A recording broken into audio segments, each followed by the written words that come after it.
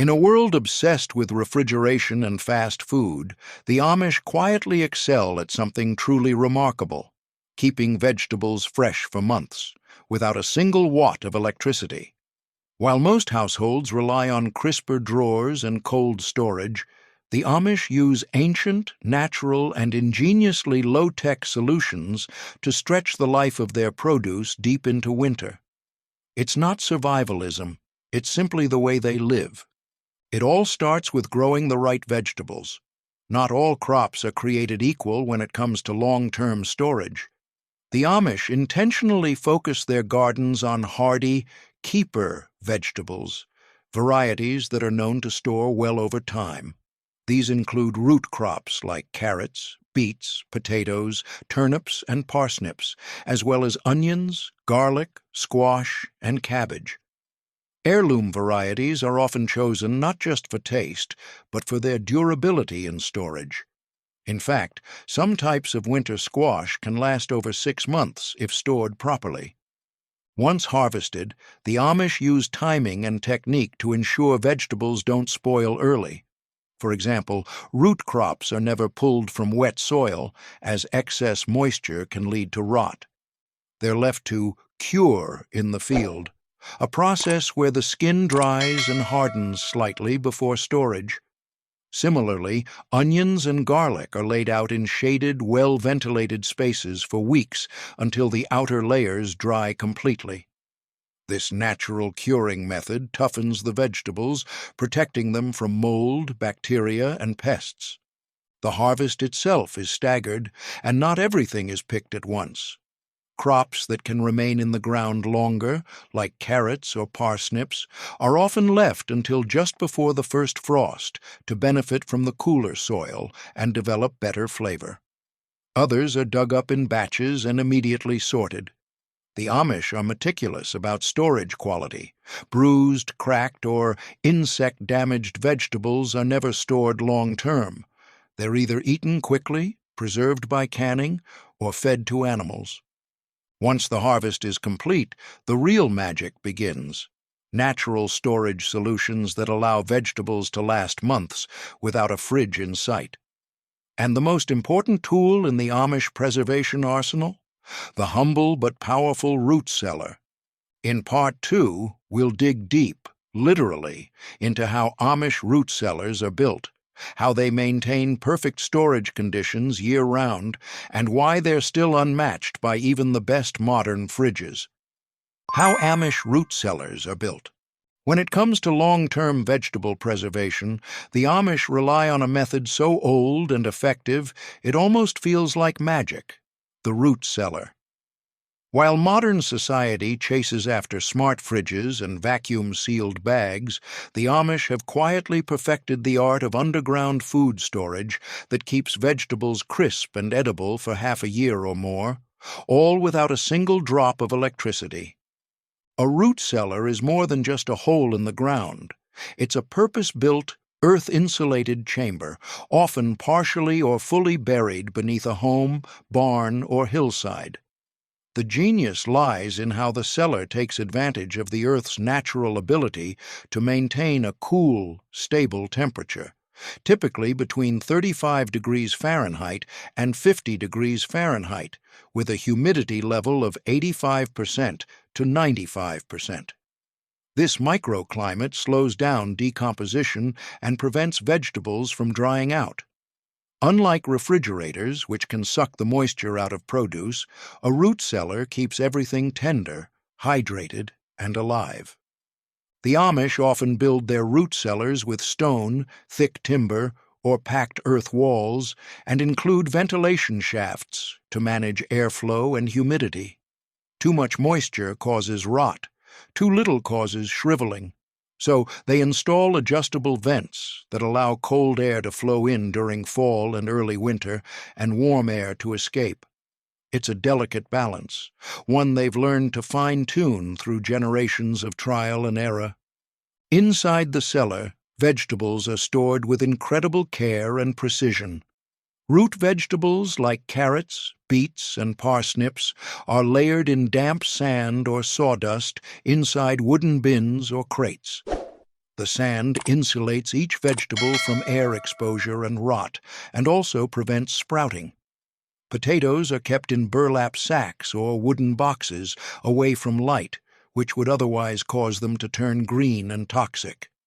Cabbages are sometimes hung from rafters by their stems, while squashes are placed on open shelving with plenty of space between them for airflow. Even the layout of the root cellar is strategic. More delicate produce like apples or pears, if stored, are kept far away from potatoes and onions because they release gases that can spoil each other. Some cellars are divided into zones: cool, damp for carrots and turnips, cool, dry for onions and garlic, slightly warmer for squash and pumpkins. Temperature checks are done manually. Some Amish use mercury thermometers hung on cellar walls, while others rely on touch and experience. If it gets too warm, ventilation is increased. If it gets too cold, straw bales or extra soil may be added above the cellar to insulate it further. There are no alarms or fans, just nature and wisdom working together in harmony. In Part 3, we'll explore how the Amish use outdoor clamp storage, buried barrels, and straw mounds to keep vegetables fresh in areas without root cellars, proving once again that where there's soil, there's a solution. What if there is no root cellar in Amish home? Not every Amish household has a built-in root cellar, especially in communities where land is flat, rocky, or waterlogged. But that doesn't stop them from preserving vegetables deep into winter. In such cases, the Amish turn to above-ground and semi-buried methods like clamps, straw mounds, and buried barrels, ingenious solutions that rely on the earth's insulating power and age-old knowledge passed down through generations. One of the most fascinating methods is the vegetable clamp. A clamp is a temporary outdoor mound designed to store root vegetables through the cold months. To build one, the Amish dig a shallow trench directly into the soil, lay down a layer of straw or dry hay for insulation, and stack vegetables like carrots, potatoes, or beets in small pyramids or long rows. Once filled, the pile is covered with more straw and then topped with a thick layer of soil, up to a foot or more. This structure creates a natural barrier against wind, frost, and animals while allowing some air exchange to prevent rot. Clamps are opened only when needed and only in small sections, so the rest stays undisturbed.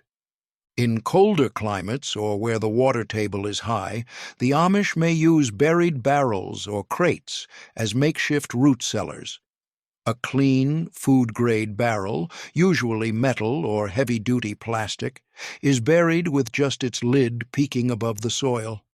Inside, vegetables are packed in layers with sand, dry leaves, or sawdust.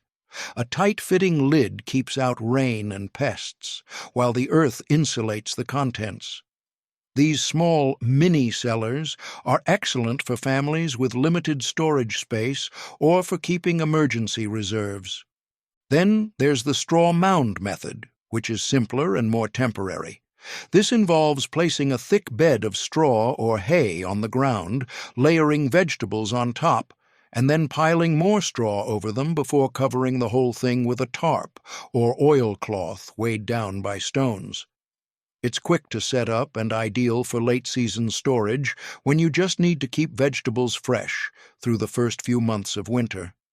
Though not as long-lasting as a full root cellar, straw mounds can preserve crops like turnips and rutabagas for several weeks or more, especially when temperatures hover just above freezing.